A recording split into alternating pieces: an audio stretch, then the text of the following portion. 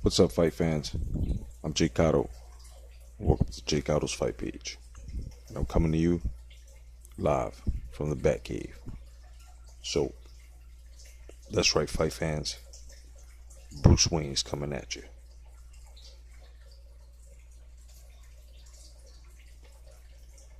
Now, this is something that I have to let certain fight fans know about. And that's my stand.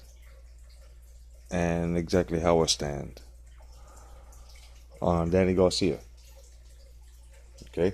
Uh, you know, like I said before, I had given you guys a breakdown of boxers or fighters' priorities and shit.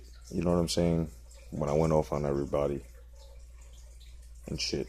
And I'm glad that a lot of you guys had agreed with me, especially on other social media forums and platforms. But I basically this is just basically my whole assessment as to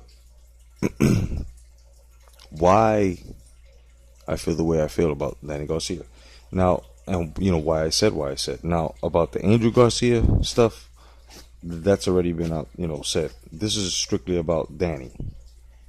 Angel Garcia, he has his own agendas, you know what I mean? Which in the long run is gonna really fuck Danny Garcia up if it continues. I mean, it can go as far as money, it can hit the pockets within the camp, and fines is basically what I'm talking about, as well as bans. I mean, I don't think they're gonna let this one. They let this one go simply because it was a championship fight. You know what I mean? But he got no title now. To them, he's on a mediocre type shit, platform. So he's got to be very careful now. So I would like each and every fight fan to just pay attention. Because I myself, when I was writing this, I was paying attention myself, and I was paying hard attention. Sometimes, because I'm a writer as well, sometimes when you're writing and you're thinking stuff out, you're paying attention, you have to pay attention to what you're writing out. But, I definitely have to say to myself that I went in here. So if Danny Garcia ever runs across this, he can basically understand, and so could every other fight fan that follows me as well. You know what I'm saying? Peace to my man Black September. Peace to Fancy Knowledge. Red Glove Militant, Aiden Morrison. The Red Fox. Everybody out there, man. Andre Lewis. But this is what it is, man. Danny Garcia still is an elite fighter in his own era, as well as as his own right. Losing to Keith Thurman does not take away from his name, but it does add yet another good name on his resume. Now, my whole point as to why Garcia lost is this, and I have been very consistent with it. Had Garcia fought Peterson or Herrera, then Khan, and not Salka, Vargas, and Guerrero, he would have had the skill built to battle Keith Thurman. He needed to gain Peterson's skill. Okay? He needed to gain Peterson's skill set as well as Herrera's skill set. He needed to gain Peterson's movement and Herrera's inside fighting. But only had he chose to rematch and clear his name within that boxing range. Now I ask you this. Do you think that Vargas was better than another Peterson fight to warm up for a Thurman fight? Or even taking on Herrera for a warm up before a Thurman fight? I also ask you this. Do you think that Heyman fighters have a right to speak on pay-per-view fighters or numbers, or fighters that are not selling enough when they base their numbers on television views? So there's no excuse except he chased the money. It was stated by his father himself, as he alluded to mentioning his real estate affairs he has going on the side of boxing. I'm taking absolutely nothing away from Danny Garcia, but I do have a liking for his style. He just needs to test himself more with better names. Moving up to 147 from 140 without fitting into divisions is a risk, but a dumb one. And he took it. After Guerrero. Yep. See, he became champion, WBC title holder, in his first match at 147 pounds. Like I always say, premature. This whole era is premature. From legacy claims to fans graduating their fighters prematurely, to promoters pushing the wrong fighters and fights prematurely.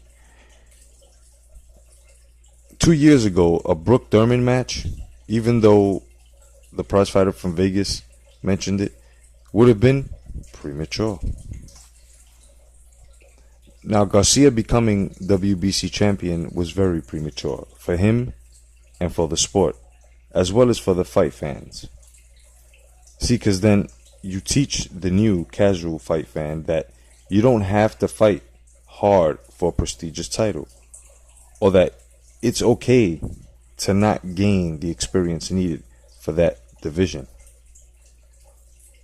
How can one win a title in their first fight in a division on a vacancy, then learn the fighters in that division, in which we know,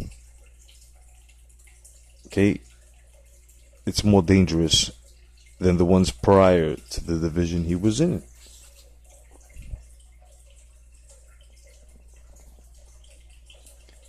Guerrero should have been his first regular fight.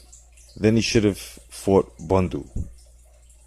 You know, learn the fighters as you go, gaining the experience for the elite champion in that division.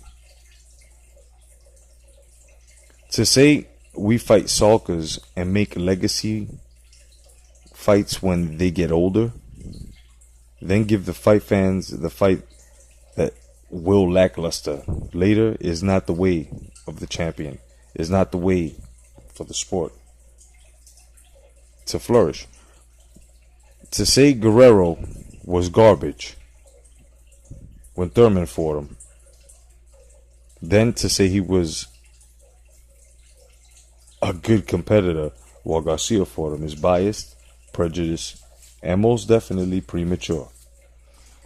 Garcia can only learn from what he has done wrong from picking his fights or choosing his opponents with stipulations. It will only lead to himself cheating himself in a way where he will lose. Money isn't always the case of the sport.